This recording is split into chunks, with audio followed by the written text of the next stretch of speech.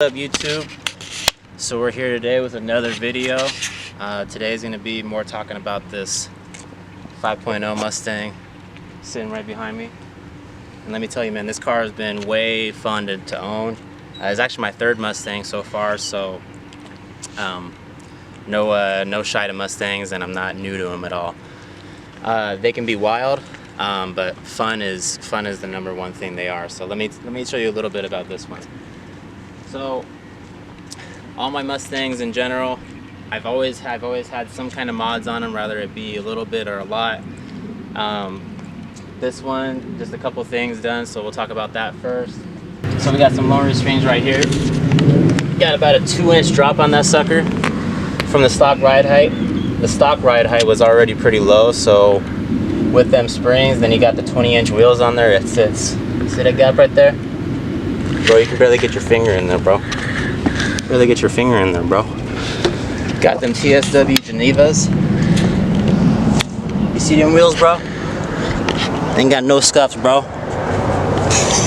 So, you know what I'm saying, dude? I kind of try to keep them clean. They're a matte paint on them, so, you know, you don't want to put no degreaser, no fucking, or, excuse my language, no degreaser, no extra fancy cleaner on them or anything, just soap and water. I was told that by Sin City Wheels and Tires down by my house. And yeah, that's how I take care of them, and I'm gonna follow the rules, you know what I'm saying? So if you come over here to the back, we got our next mod.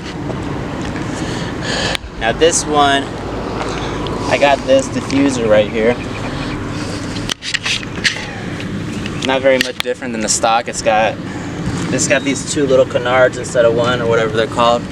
Now the reason I got that, I got into a little fender bender is when I got the car a couple months in, and it dented up that back diffuser, so I had to swap that out. That was the first mod that I actually got on this car, and I'm happy with it. Came out. Honestly, it gives it a little bit of a different look than the stock ones, but nothing crazy, you know. I don't feel like these Mustangs really need anything that's like super streeted out, super kind of, you know what I mean? I think for this, basic is a little bit better. So next we'll talk about this taillight tint. If you get a little closer right here, see how I got that? I kind of screwed up on putting that tint on right there. It's got a little bit of peel up right there, so I wanted to redo that and kind of make a video on redoing it and pointing out some of the mistakes that I made the first time around and how I'm gonna fix it. But I'm also thinking about getting Euro tail lights, so if you're interested in that, leave the comment below.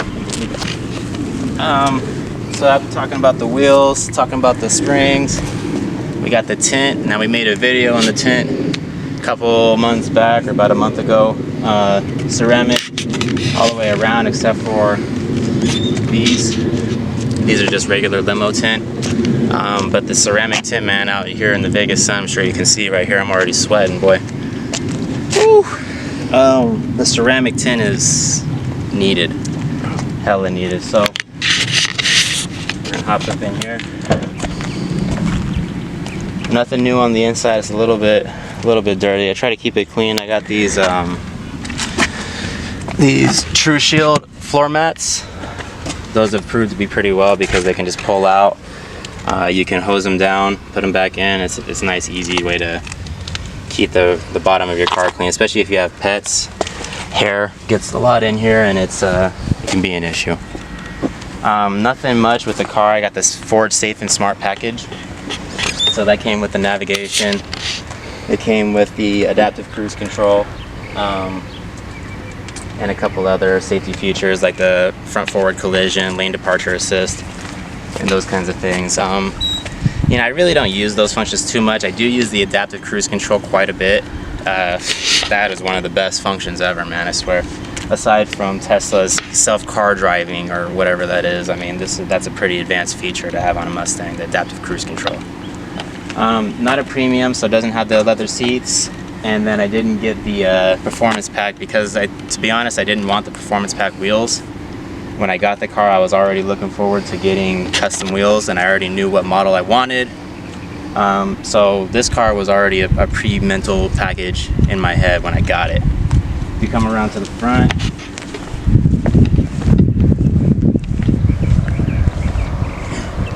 nothing fancy up here. It's got a little bit of this, whatever you want to call that. I think it's called a reflector tint. So underneath this tint right here is like some orangish on the lights. So, and you know what? That's probably one of the best look improvements that I had for this car whenever I got it. I mean, I didn't have the custom wheels yet or anything like that, but it just drastically improved the look of the car and that dark kind of look that I was going for. Plasti dip on the front emblem. I had the other emblems plasti dipped at one point, but I wanted to change them back to chrome, especially to kind of go with the wheels. I thought that overall side look being chrome was good, but you can kind of see right here some of that dip's coming off. But that's the nice part about plasti dip is you redo it and it's good to go again, and it costs like $3 from Walmart.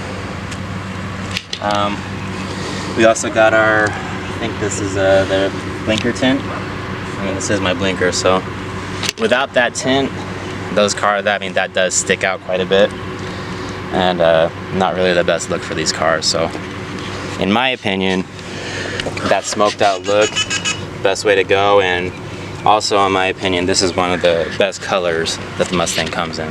The gray, I mean, this one's magnetic metal, and dude, it's just awesome. This is the second gray Mustang that I've had. My first one was Azure Blue. It was 2003. My second one was a 2013, and this is a 2020. All V. I don't drive less than V8 for a Mustang, Challenger, Camaro. I wouldn't get a car that was meant to have a V8 with a V6. Or, you know, I'm not trying to hate on a V6 or anything like that. There's certain cars that are appropriate for them. I just don't feel like these cars are the ones that are appropriate to have a V6 in them. Just my honest opinion.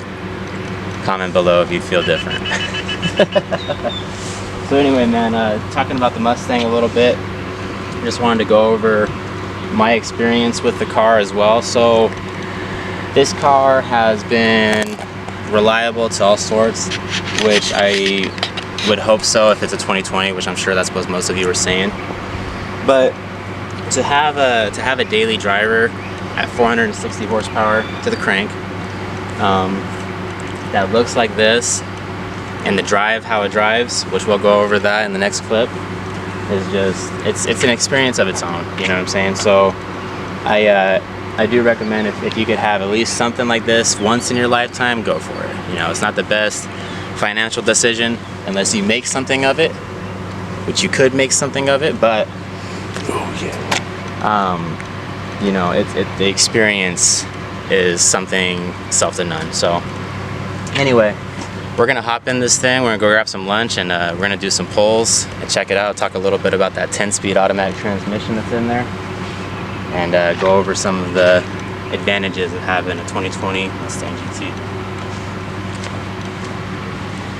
You know, so what up?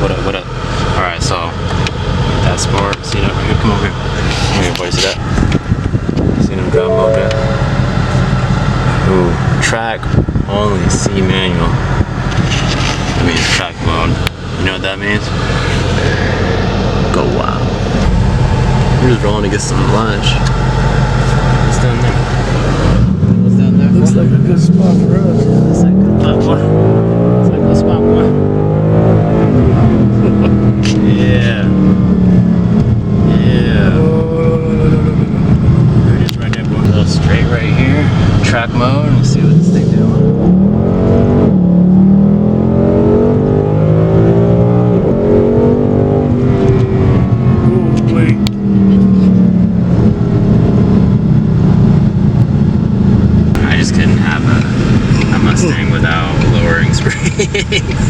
It's a disease, man. That hot boy life, you know? It's a disease. Can't get this. It's like a sickness.